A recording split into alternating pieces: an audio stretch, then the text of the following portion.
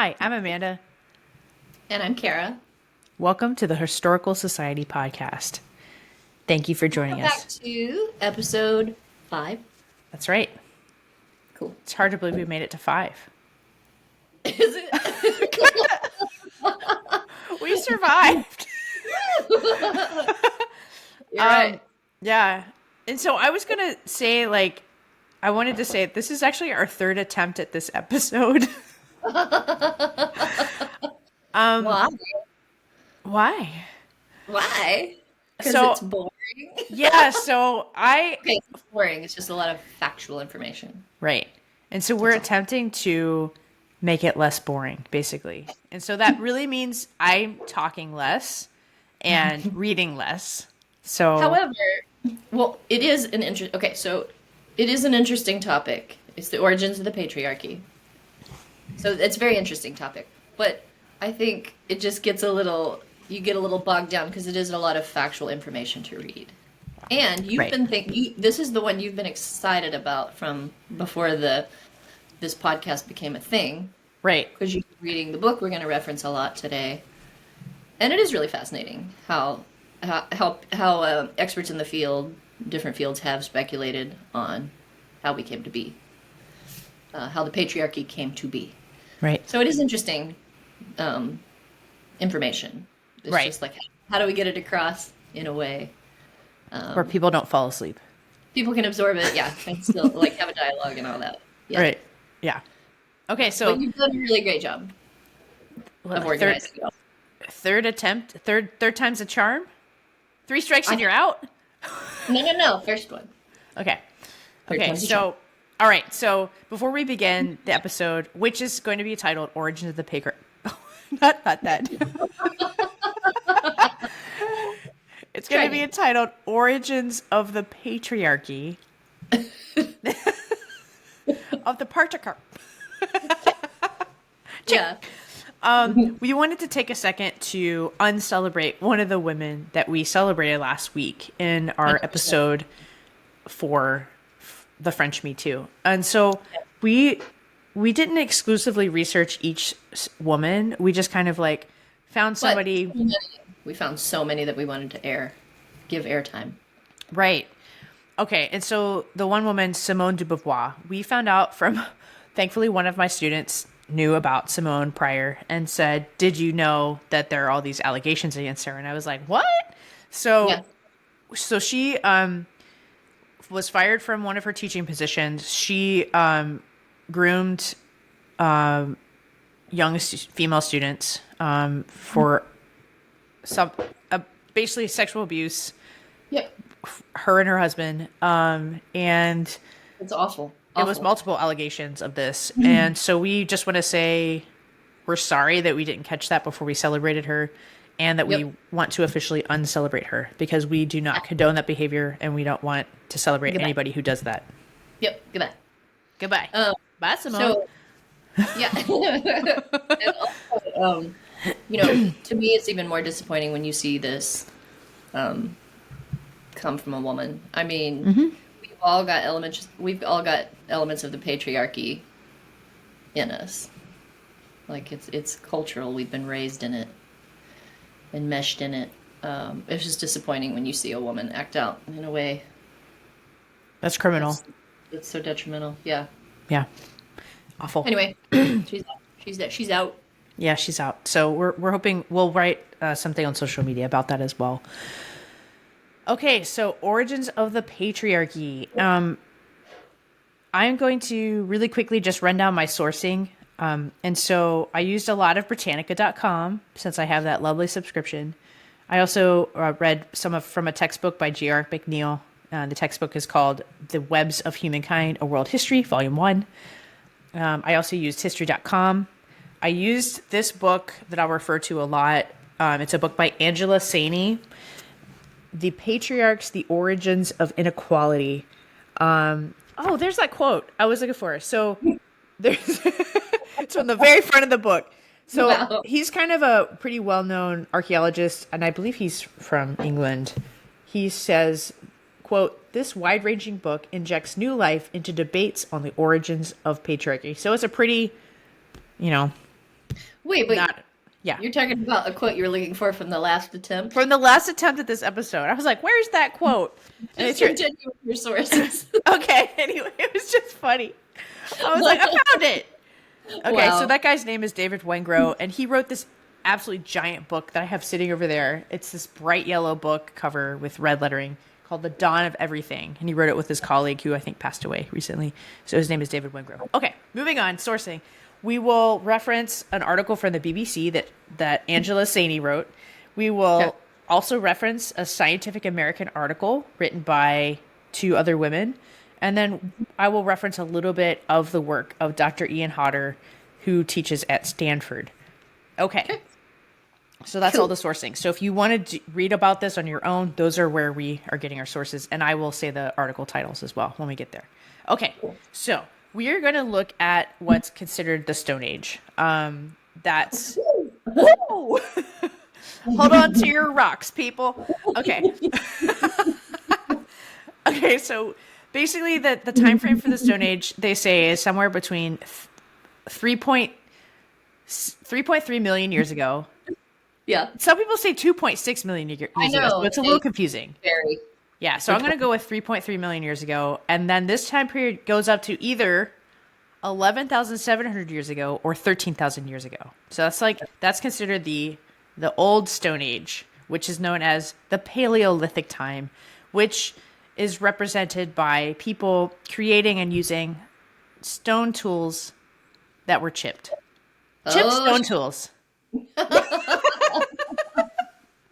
on, craftsmanship, people. Yeah. Get it together. Get it together. Okay. And then there was this time period called the Mesolithic, which I'm not really going to talk about. It was just this in between time where things were kind of slowly changing into the Neolithic time, which was where people were using stone tools that were polished. So they did a Ooh, fancy. yeah, fancy. They got the fancy tools now. And that time frame went from the end of basically that Paleolithic time, where it was like either 13,000 years ago or 11,700 years ago, up until about 5,000 years ago. And even that, like, because certain cultures sometimes would evolve and grow at different rates, so that kind of time fluctuates as well. So sometimes it's like even closer to our time frame from where that ended. And then the next age that we're not really going to talk about is called the Bronze Age, or sometimes even like the Copper Age. Some people use Copper Age, then Bronze, and then Iron. So anyway, okay. So that's kind of the time frame we're going to be looking at. It's a huge chunk of time. And the types of hominins that were walking around that time on Earth were some of them. I'm not going to say all of them, but we've got Homo habilis, Homo erectus, Neanderthals, and then as we get closer to our current time, the Homo sapiens. Just to give you a time frame, so the Homo habilis went extinct 1.5 million years ago, and some people say that the Homo erectus was an evolution from the Homo habilis. Homo erectus went extinct roughly 200,000 years ago, and then the Neanderthals went extinct roughly 40,000 years ago. Homo sapiens entered the scene about 315,000 years ago, and there was some overlap there with the Neanderthals, but they didn't really. There was a little bit of connection between the two of them, but maybe not a ton. And a thought on the migration. So a lot of the early Homo sapiens were basically in Africa, and they recently found some. Maybe skeletal remains. I think you said a tooth. You think there was a tooth that was found? I think. Don't trust me on that. Okay, so they found something in Like, Morocco. It was tool. They were tools. Tools, Right? yeah. And I think I read a tooth, but I want to be sure. Reminds me of that scene from My Big Fat Greek Wedding, where she's like, "My twin. They found my twin in the biopsy, and it was like a spine and teeth It's spinal column. and teeth. It was my twin." Gosh. Okay, so maybe they found like somebody's twin in Morocco. I don't know. Okay, so anyway, that's kind of like the time frame for the Homo sapiens. And so in Africa, 315,000 years ago. And from Africa, there was this migration that happened of people. And so they kind of went up into what's considered Europe, and then down into Australia, and then over or across the Bering Strait over into the Americas. So that's kind of, you can easily look that up as well to find a map. Now we wanted to talk briefly about what was happening during this time frame. What did it look like? What were these people doing, basically? How did they live? And so, as you know, go ahead. I said, what were the homonyms doing? What were those homonyms doing? So from the word paleo, like if any of you got into, I don't know, CrossFit or just diets, you've probably heard of the paleo diet, which Cara, it like consists of meat and vegetables. Is it meats and fats? I can't remember. Yeah, I think they like fats. Meats, fats. I think like no grains. I think that sounds right. Yeah. Nuts, twigs, dirt, berries. Yeah. Yeah. Sounds- Yeah, some bark.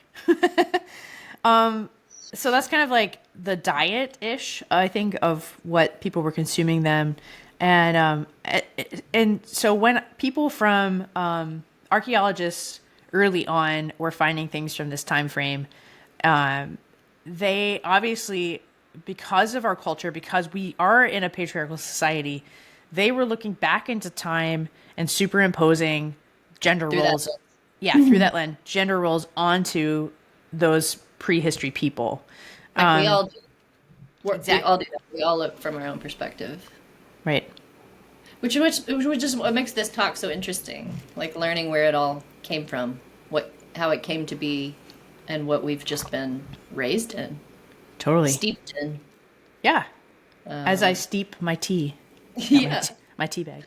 Literally. Literally. Yeah. Steeped in. Okay. Yeah, okay. All right, so What is that in that book you were reading? Is that their assertion that, I mean, where did you read that? that particular that Through the lens of scientists were looking through the lens of archaeologists were looking through the lens of yeah. Yeah, it's in this book. It's in the book The Patriarchs, but it's also even in this article that we have next, kind of that we were going to maybe look at quickly. And Awesome. yeah, so this article appeared in the Scientific American, and it was, I think, last November. It's entitled "The Theory That Men Evolved to Hunt and Women Evolved to Gather Is Wrong." And it was written by, it was co-authored by two women, Sarah Lacey and Cara Okobok. I don't know if I'm saying her name correctly. Ocobock. Yep. And the gist of it is that basically when they went back and looked at data, they looked at examined divisions of labor according to gender in the Paleolithic era. They found that there was little to no evidence to support the idea that roles were assigned specifically to each sex. And so their findings kind of throw out that concept that men were doing specific things and only men were doing them, and women were only doing specific things and only women were doing them, like something as hunting, as even hunting. And so what Or this going to war or any of that? yeah, so like they would this article doesn't specifically talk about, I think, war, Oh, okay. but they do talk extensively about hunting. And so they looked at the archaeological records and concluded that as well. But then they also looked at the women's physiology. And they, current research shows that estrogen actually causes women to be able to endure more than men. And they mentioned in this article that that's part of the reason why they believe that, like when you look at the ultra marathons, so not just marathons, but like ultra marathons, ultra like big things, big types of races where endurance is like the number one way of winning, women do extremely well. And they think it's because of this physiological reality for a woman and the presence of estrogen. And they highlight this in the article. It's actually really fascinating. So if you want to, anyone wants to check that out, you can just kind of go back and hear the title there again. Cool. But along the lines of what we were talking about, how archaeologists would superimpose their own beliefs onto their findings, this is they talk specifically about that. And so there was a book that came out in 1968 called Man the Hunter. And in this book, they propose this idea that only men were hunters. And they have all the, they make their case in this book. But she points out that, in particular, one of the researchers of that time, he was researching indigenous populations in northern Japan. And he found evidence of women hunters, and they would hunt with dogs. But because of his own ideas of male superiority, he left it out of his writings. So he didn't even acknowledge that women were hunters, that he found it. So he just left it out. So that's kind of an example of how, people were choosing what to even put in their final product. Yeah. What'd you say, Cara? Must have been a fluke. Yeah, it must have been a fluke. Who knew that? Wow. Nope. Yeah, clearly that could be true.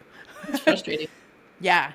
But so here from this, we are seeing that men and women during this time period were more equal kind of in their roles, so that they weren't necessarily in these very pigeonholed ways of being. Like a woman had to do this, a man had to do this, but there was a more sharing of it. And, I think Cara, in our last run through of the episode, you were talking about how there was this survival. Like if you're in a place, If your goal is survival, you're gonna want everyone to come together.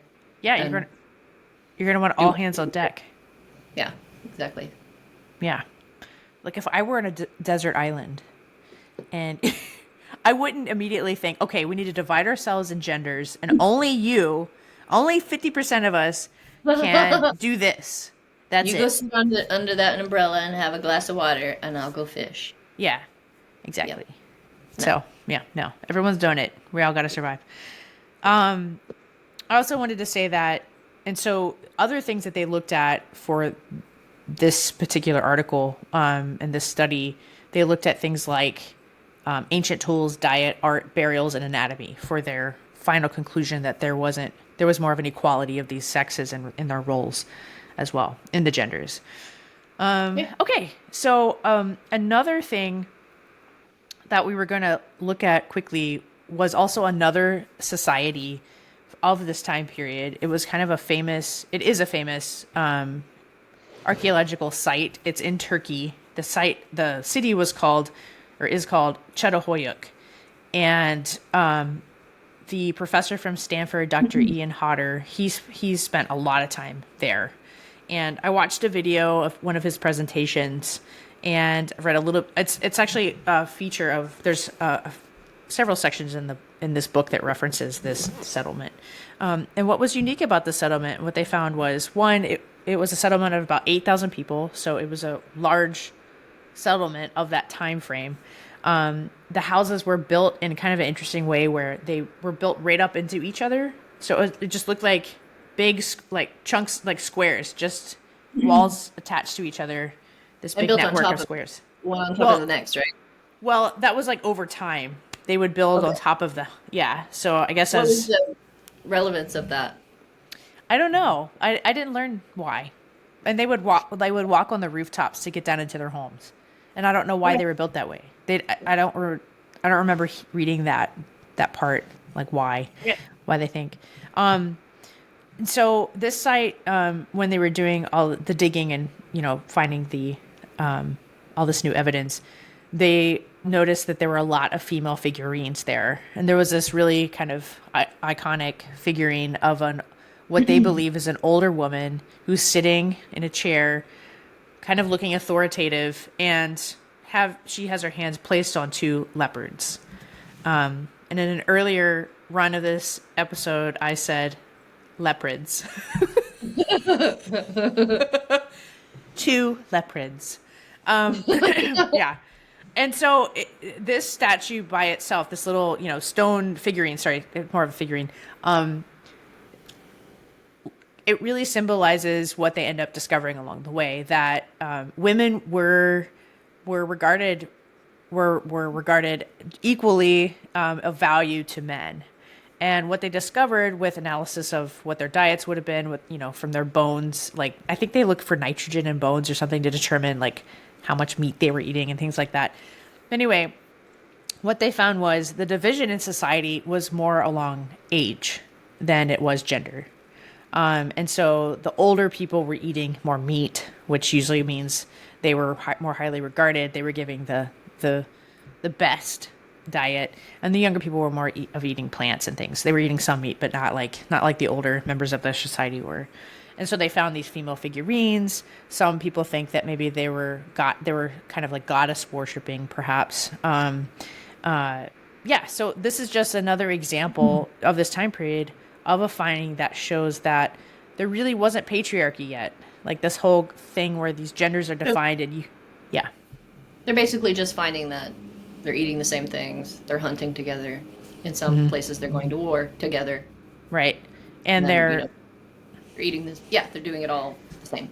Right. It's equal. When people are buried, they're finding that men and women are buried very similarly. Okay. Yeah.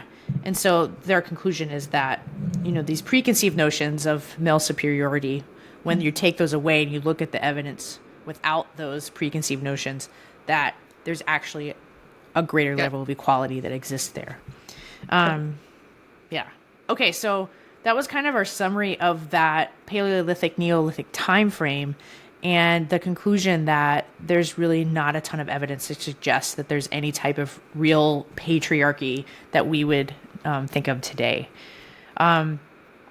So now we were just gonna go quickly into the theories of the origins of the patriarchy and how the ones I'm going to share with you have been disproven. And so the first one is it's just biology. It's just nature that men should be over women. That men are the leaders, women are the weaker sex, right? So just based on pure strength. Yeah, size, strength. Yeah. Yeah, and so one reason this was disproven was because, during this time frame, men and women were roughly the same size. So there wasn't a giant disparity between a man and a woman as well. And from kind of just nature, if you look at our evolutionary relatives of the chimpanzees and the bonobos, those are, I think, the two species that are the closest to us genetically. The bonobos actually are a matriarchal society. Even though the female bonobos are actually much smaller than the males, the females are still the dominant ruling class, basically, the ruling gender of that species. So I found that was kind of interesting. And there's actually a book that I probably will buy and read at some point. Maybe we could do an episode on that, just looking at the bonobos. I looked up to see if St. Louis has bonobos, and they don't. And it's a type of chimpanzee. It's a type of, like, I don't know, monkey. I thought it was a type of chimpanzee. But okay, I'm just saying. It could be. What bonobos are. Yeah. It's a monkey. It's a curious monkey named George. George the bonobo. Bonobos are distinguished from common chimpanzees by relatively long limbs, pinker lips, darker face. Okay. Yeah, I think they're slightly different from one another, but yeah. Okay. The chimpanzee and bonobo are humans' closest living relatives. These three species look alike in many ways, both in body and behavior. So, okay. Anyway, we can talk more about that later. Yeah. Okay, so another theory was that patriarchy came about when farming took hold. So people stopped roaming around in nomadic tribes and they started like permanent settlements and started farming to produce their food. Problem with that one is that they found that men and women were both farming. So evidence suggests that they were basically doing the same type of labor. So there really wasn't evidence that somehow the women were confined to just motherhood and cooking, that women were these equal participants in that new way of being. And so there's not really evidence to suggest that that's when the origins of patriarchy began either. Okay. And then the other theory is, and there are multiple theories, and I've read another book by, it's called Homo sapiens. I forget who wrote it. It's called Sapiens. It's like Noah something. But he presents 3 or 4 theories in there, and he disproves all of those as well. Okay, so another theory is that there was this evolutionary progression from animalistic, sexual-driven hominin to a matriarchy society. Like everything is matriarchy, and then everything suddenly becomes patriarchy because it's better, right? That's how the people who came up with this theory, that's what they thought. The problem with that is there's not this, there's no evidence to suggest that, right? So there's no evidence to suggest that all around the globe there was a matriarchy, and then it was conquered and abolished because it was worse than the patriarchy, and it won basically. So there's no evidence for that either, just because that's not what we see. Okay, so that was that. The other thing of note, though, that kind of contradicts that, also the universality of the patriarchy is also been debunked, because there are matrilineal societies and matriarchal societies that have been on the globe. And in her Current? book, I feel like, I don't know if there are any current ones, but because some of them were because of like colonialization. Some of them have some of the more recent ones have basically been abolished. Okay. So that's a good question, though. I don't have the 100% answer on that, but she talks about some of them, and we'll probably look at some of them in different podcasts along the way through history. So, okay. But even just that, like the concept that in certain pockets of our world there were matriarchies or matrilineal societies, that kind of counters the concept of patriarchies everywhere, when that wasn't the case either. So, okay, now we're going to get into the origins, like how it all came to be. And a lot of this I basically learned through Angela Saini's book. But also what she's saying is supported by the other sources that I found as well. Even in Britannica, like their summary conclusions of things is basically. So what she's saying. Okay, so you're like, so get to the point, Okay, please. Okay, I've got to it's like you gotta tease it out. Let's get to the point. Okay. Okay, so it starts from we end kind of in the Neolithic time frame, right? Where you've got people in old Europe, you've got people in the Eurasian steppe, and there's the beginning of this migration that happens. And basically what they've concluded is that when this migration happened, things started to change a little bit. There were some nomadic tribes that were more patriarchal-like, and then there were some where you still had this equal gendered thing. So there was a little bit of like something happening, but it still wasn't like this massive takeover of the patriarchy, because when you look at those nomadic tribes from the Eurasian steppe, there's one in particular that is called the Kurgan tribe, a nomadic horse riding tribe, and the time frame I have for that, they put them around 2300 BC, and they the evidence for that particular group shows that the women fought alongside of the men, so there wasn't this like subdivision in that way. So and they found evidence of that, right? Yes, like women's skeletons, I guess, with armor on. Right. Yeah, they found that in and one of them had a wound to the skull. Yeah, an arrow through her head. Yeah. And so they were buried with they were female warriors basically, and they were buried in a mound, so like a burial mound. And and they this one was found in Georgia, so like Tbilisi. I don't know if I feel like I'm not saying that right. Tbilisi, Georgia. So there's of those people, even there's this, they're still fighting alongside of their male counterparts. And let me make sure I didn't miss any other little examples of that along the way. So Angela Saini, she also says that the mass migration is never the only catalyst for cultural change. So there's also the transporting of ideas and ideologies, technologies, religion, habits. So there's also a sharing component of that as For well. sure. So it's not just violence. There's some violence there, but it's also other ways to where cultures begin to shift as well.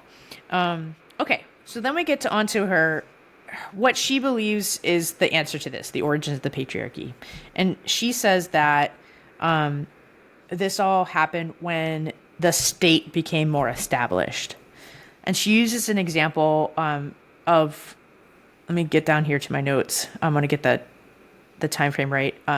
So 5,000 years ago, in Mesopotamia, in ancient Mesopotamia, there was a Sumerian city of Uruk.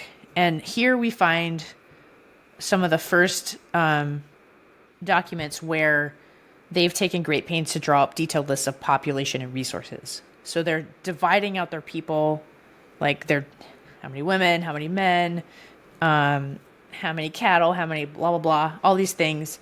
And so there's this, yes, actually I said documents. They're administrative tablets. So they're not paper. They're not emails. Yeah, I was going to read this quote really fast because I feel like it summarizes this.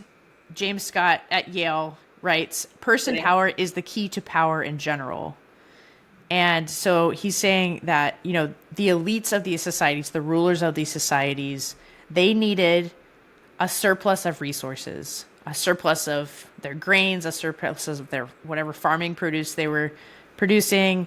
They needed men to fight in their wars. They needed women to have babies, to produce more people, to do all these things.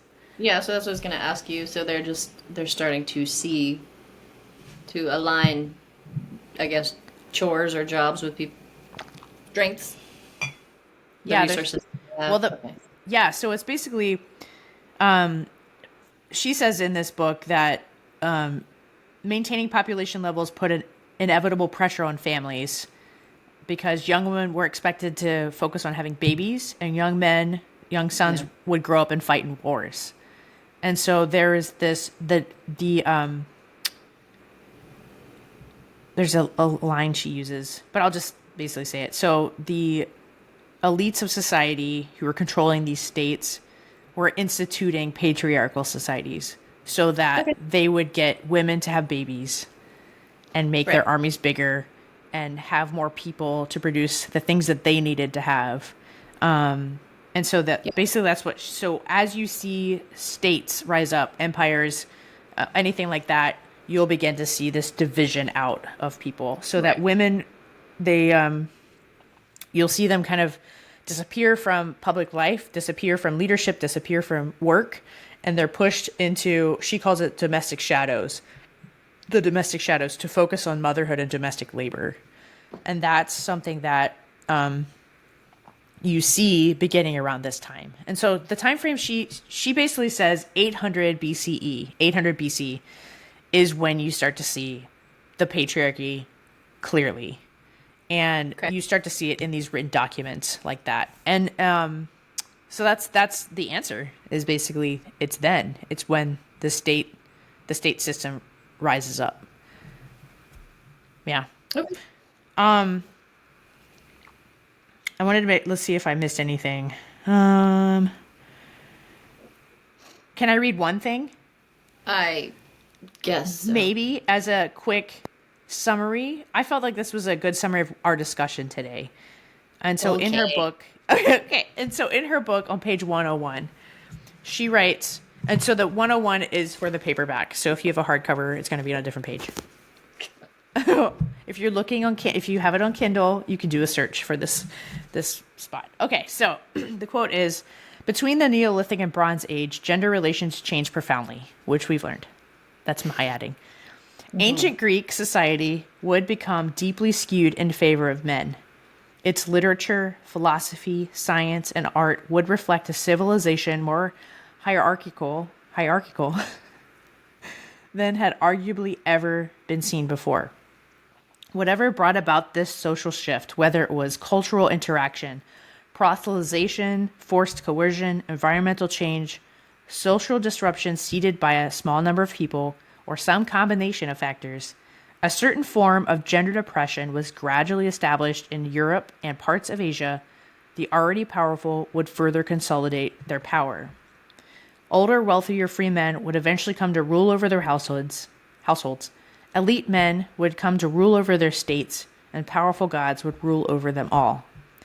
After the start of classical antiquity, in this part of the world, around 800 BCE, male domination would become the social norm. It would weed its way into people's minds, warping how they thought about themselves and human nature itself. And so, just to summarize quickly, the origin of the patriarchy is really more accurately seen as small patriarchies happening at different times, in different places, in different ways, and for different reasons. And the current theory is that we see a stronger push to control women, pushing towards patriarchal societies when the state arises and rulers want bigger populations, more production of goods, and larger armies. Yeah. Boom. So that is the conclusion. The origins of the patriarchy is there.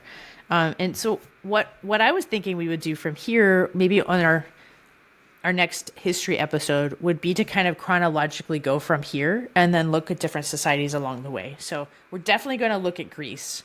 I've read a book recently by Amy Beard, I think she's focused more on Rome, but she references, I forget what it's called. Anyway, it's really interesting. And so we'll look at Roman Empire, we'll look at the Greek, philosophers and all of that, and how they view women, and then how that infiltrates up into our current society. But we'll go slowly along the way. Take little pit stops here and there. Let's go slower. Hey, okay. So we should talk about this just because you and I are people, and people like to hear about other people. Yes. We are people. Okay. Well, so I agree that this information is very useful and very important and helpful in understanding the past to the present. But I have ADHD. Really hard for me to stay interested in the topic. So I want bullet points, like boom, boom, boom, boom, great, done. And then, but you like to read all about it and all the details and all the savor this fact. Oh, that was a delicious fact. No, this is really interesting. And I'm like, oh. It's just funny because we could not be any different in this way. In this way, yeah, we're really similar in other ways, but of maybe, course, yeah. But it's funny, the way we like to learn and. I know. Yeah. It's also. I mean, you don't have to be identical or so to get along well. No. In fact, as they say, opposites attract. That's right. Well, it's funny because I was just thinking when you said I was remembering this time when we were going to a museum, and this was before you knew you had ADHD, and It was before you were diagnosed with it. Yeah, this was before you were diagnosed with it, and I remember I was a good 10, 15 feet ahead of you because the museum was going to close soon, and I was determined that we were going to go there. Oh, God. And so you were tailing behind me. You were this is the last thing I want to do. And but also I had a lot going on at the time. No, I know that's true. You did. Yeah. No, I know. You're right. But it kind of reminds me because you used to think of museums and you were just oh God, that sounds hideous. She sounds hideous. Because I just didn't know how to I didn't know how to focus. Right. I didn't know how to focus my mind. So. And now, when you travel to different cities, you go to museums now. I do. Yeah. So times are changing.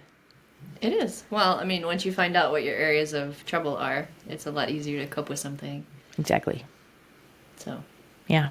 And for me, I have to slow my mind down. If I can slow my mind down, then I can definitely become interested in something very easily. Right. But it takes some effort for me to get kind of zoned into something. Right. But, we learn from each other. That's true.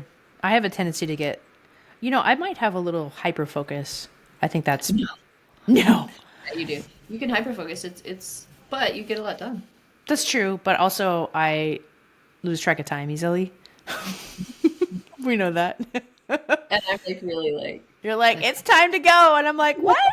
Where are we going? What's happening? I don't know where I am. Yeah. So, That's really funny. yeah. Okay. Ooh, All right. almost So, knocked our last thing that we do here at every podcast, and I tried my best to look up these women to see if there was any kind of like controversy. Controversy. Any of these women have any controversy? I didn't find any, and I hope I don't have to uncelebrate anybody, but here we go. So I'm going to put on my party hat. Yay. Cara doesn't have hers with her. I don't have So a party hat. you don't have a party hat. I have my noisemaker. Yeah. I'm There saying you it go. right this time. I called it the right thing. And I got my replica Liberty Bell. And I'm going to celebrate real fast. Celebrate women. Thank you. Okay. Okay, go. There we go. Okay, so we're going to celebrate two women. This time just two. One from the past and one from the present. Okay. So the woman from the past we're going to celebrate, her name is Maria Gimbutas. And part of the reason why I'm celebrating her is she's mentioned in Angela Saini's book. She was the professor of European archaeology and Indo-European studies at UCLA from 1963 to 1989. She wrote a bunch of books, and she was sort of controversial, not for a bad reason, but because some of her theories really butted up against prevailing thoughts about, prehistory, about these time periods that we just spoke about.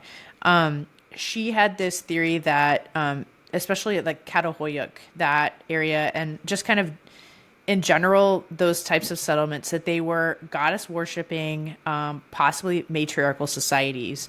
And she believed then, her theory was that people from the Eurasian steppe migrated over, violently conquered everything, and then made them patriarchal.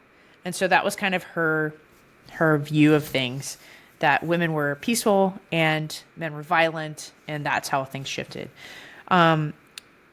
So some of her theories have been disproven. Obviously, there wasn't really that patriarchal overtake at that time. There wasn't evidence of just everything was just taken over by a strong military. And but the concept of that migration happening, that has been proven. So that component of it has been proven. And obviously, the concept of something changing, this patriarchal society, the change happening around that time, that also has been proven as well. And so another archaeologist, go ahead, Kara. Just maybe not in the way she suggested, right? Right. It's not quite how it happened, but she was close though. No problem. Hello. Okay, let's see. Yeah, so she was seen as nuts by some of her colleagues, but the archaeologist, an archaeologist has written that initially I was skeptical of Maria Gimbutas' position. She did get a bit over elaborate. I think more recently, a lot of her ideas have turned out very well. Broadly, I think what she said now seems rather persuasive, and much of it makes good sense. Some of her theories of a strictly matriarchal society in old Europe have not held up. This is my writing now. Most likely, these societies didn't place much emphasis on gender at all, as we've discovered together. Also, there's evidence to suggest that these societies of old Europe also had violence present. So they weren't just peaceful societies either. Yeah. Okay, so other interesting things about her. She was born, I'll give you her birth and death dates. January 23rd, 1921. I want people to know when she lived. She was born in Lithuania. She was born in Vilnius. We've been there. We've been to Vilnius. Yeah, it's beautiful. Yeah. I remember being there when it was cold. So we must have been there in like spring, wintertime. Okay, so January 23rd, 1921. Died February 2nd, 1994. And she lived in Russia briefly, but then fled to Germany, but then there was the Nazi regime, so then she fled to the United States, and then she ended up at UCLA. She was also famous for writing, so a couple of the books that I have here, this one is called The Bronze Age Cultures of Central and Eastern Europe. And she was also famous for writing a book. It was about goddesses, and I can't remember the title. But if you look up her name and goddesses, you'll come up with the book. And a lot of people got really excited about that because that's one where she presented the idea of these matriarchal societies. So, okay. Now we're going to move on to the woman of the present. So I just felt like because we evoke her name a bunch, we should highlight Angela Saini. So I took this little blurb about her from her website. I'll just read it real fast. So Angela Saini is an award-winning science journalist based in New York, a 2024 Moynihan Public Scholar at CCNY, a lecturer in science writing at MIT. Her writing has appeared in the Financial Times, National Geographic, Foreign Policy, and Wired. An Undark magazine series on race science she co-edited was a finalist for a U.S. National Magazine Award in 2023. Her latest book, The Patriarchs, was published in 2023 and was a finalist for the Orwell Prize for Political Writing. Her previous two books, Superior, The Return to Race Science, and Inferior, How Science Got Women Wrong, were critically acclaimed and now sit on university reading lists across the world. Together, her books have been translated into 18 languages. As the founder and chair of the challenging pseudoscience group at the Royal Institution, Angela campaigns around issues of bias and misinformation. Listen to her 2019 BBC Radio 4 documentary, The Misinformation Virus. She sits on a number of boards, including the Royal Society's Science Policy Expert Advisory Committee. In 2023, she was made an honorary fellow at Keble College, Oxford. I don't know if I said that right. She has delivered classes and distinguished lectures at many of the world's top universities, including Oxford, Yale, Princeton, and Columbia. She has a master's in engineering from the University of Oxford. So that is her. And we are so grateful because I think this book is really fantastic. Highly recommend it.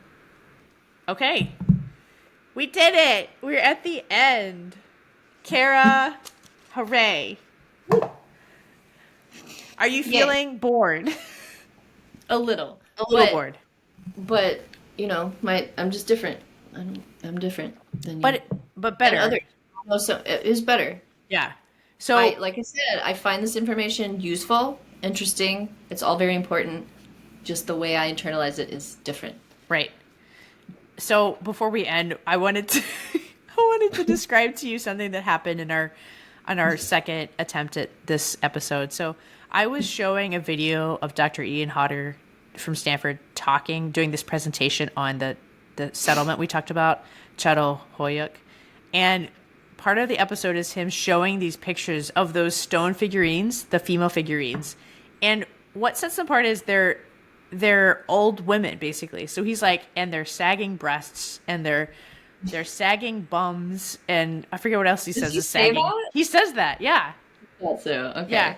And so at some point, and then he shows these other figurines of these women with like pretty big boobs and pretty big butts, right? And they're kind of like weirdly situated, but they're these stone carvings. And Well, yeah, like almost caricature, yeah. Definitely. Yeah. And so apparently Cara can see me because I can only see the screen I'm sharing. But Cara starts laughing, basically. And she like tries to hide it. And then she looks at me and she's like, Amanda looks like she's just captivated by this information. And so that's a little different. Yeah. So we ended up striking those things because we didn't show any media just because we wanted it to flow better. So, and also Cara wouldn't start laughing by the women figurines. But that was a more enjoyable part for me because the other part, I was getting angry because I was so bored. Yeah, I get that. Well, yeah. You don't get it. Yeah, I don't. You're right. I don't. Yeah, I mean, sometimes when I'm in orchestra and I have nothing to do and I'm just sitting there, and like I don't have cell phone service, and I'm just like. Yeah. What do I do with myself? I don't play for 30 minutes, and I'm just going to sit here. And sometimes I'm like, I can get myself and be like, oh, this music is so beautiful. And other times I'm just like... Well, yeah, and not everyone will identify with my perspective, which is fine. A lot of people may identify with yours. Also good. True.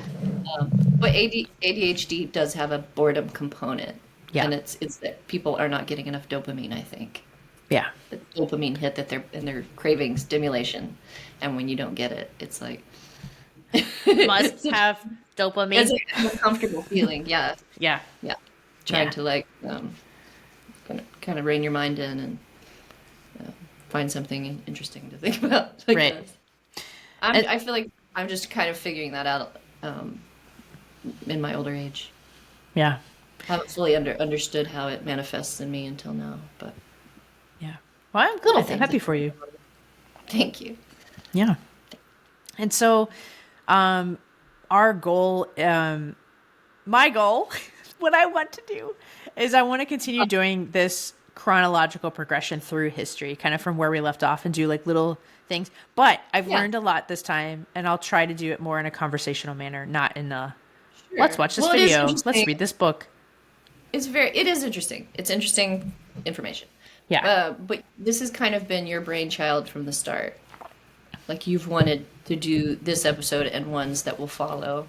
Very specifically, you've wanted to Right. do these. You've been reading about them for a long time. Right. I think I get a little bit more into the ones that are more where we talk Current about events. specific. Well, yeah, but also specific things, specific cases, or Right. specific stories. Where you have a focus, a really narrow focus. Right. This one made my brain hurt, I'll be honest. It was Well, hard that's for the me. thing, like, yeah, Yeah. it's hard to like organize it. Exactly. That's what I was thinking. I imagined like sometimes when you're learning new information, you almost have a scaffolding on which to mount all of it, or like a shelving system. And I didn't feel like I had a good shelving system for this information. And that's why I really wanted like strict chronological dates so I can like shove things in those times. Like this happened then this happened then. And then also figuring out, well, where in the globe did it happen? And it was just so much to learn. I was like, ugh. So I get it. Okay, so I have to go back to the story you told about when I was laughing during that presentation.